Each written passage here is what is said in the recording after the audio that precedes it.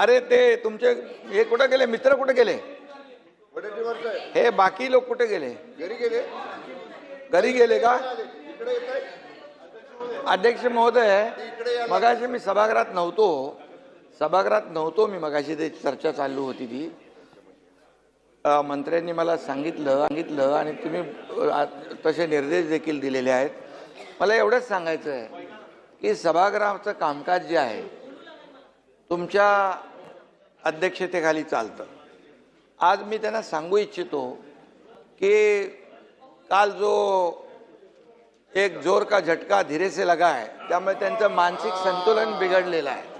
आणि दुसरी गोष्ट, मानसिक संतुलन बिघडलंय आणि त्यामुळे आता आणखी झटके लागणार आहेत. अध्यक्ष महोदय, तुम्ही सभागृहाचं कामकाज नियमानुसार चालवता आणि आजपर्यंत तुम्ही दिलेले निर्देश आणि तुमच्या अध्यक्षतेखाली या सगळ्या विरोधी पक्षाला देखील त्यांचे मांडण्यासाठी, प्रश्न मांडण्यासाठी जो काही वेळ देता तो आतापर्यंत कधी विजय भाऊ दिला होता का? आणि दुसरी गोष्ट, राज्यमंत्री असतात, एखाद्या प्रश्नाला, एखाद्या लक्षवेधीला अतिशय व्यवस्थित न्याय मिळाला पाहिजे. म्हणून तुम्ही हे जे काय कामाचं वाटप तुमच्या अध्यक्षतेखाली झालेलं आहे आणि ज्या ज्या वेळेस राज्यमंत्री जेव्हा प्रश्नाचं उत्तर द्यायला कधी त्याच्याकडून अधिक कमी जादा माहिती मिळते त्यावेळेस स्वतः मंत्री असतात, मी स्वतः येतो, मुख्यमंत्री स्वतः येऊन उत्तर देतात आणि त्यामुळे हे कलेक्टिव्ह आमची रिस्पॉन्सिबिलिटी आहे, जबाबदारी आहे. त्यामुळे काय आहे, आता काय झालंय, त्यांच्याकडे मुद्दे नाही आहे, ते डेस्परेट झालेले आहेत, फ्रस्ट्रेट झालेले आहेत आणि आता त्यांचं मानसिक संतुलन बिघडलेलं आहे. त्यामुळे आता ते नाही आहेत. नाही तर मी बोललो असतो, कोण होता असं तू, काय झाला असं तू, अरे वेड्या असा वाया गेला असं तू, अरे काय. त्यामुळे अध्यक्ष महोदय, त्यांना जे जे काही प्रश्नांचे उत्तर पाहिजे त्यासाठी सभागृहात थांबले पाहिजेत आणि म्हणून प्रत्येक प्रश्नाचं उत्तर द्यायला सरकार समर्थ आहे. बिलकुल आम्ही समर्थ आहोत. प्रश्न मांडण्याची जबाबदारी जी आहे ती त्यांनी पार पाडली पाहिजे. नुसतं स्टंटगिरी करून येऊन इथे काहीतरी बडबड करून जायचं आणि सभागृहाचा वेळ वाया घालवायचा.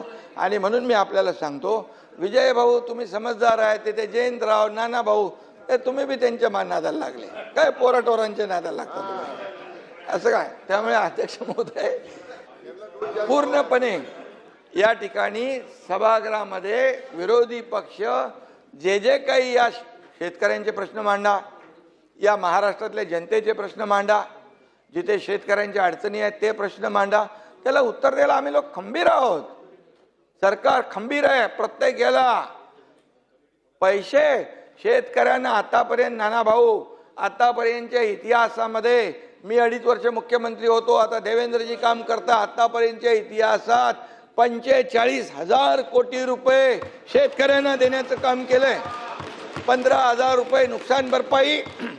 त्यानंतर तुम्हाला सांगतो, पहिलं तुमच्या काळामध्ये NDRFच्या निकषाने पैसे देत होते, आम्ही NDRFच्या दुप्पट केलं, 2 हेक्टरचं 3 हेक्टर केलं.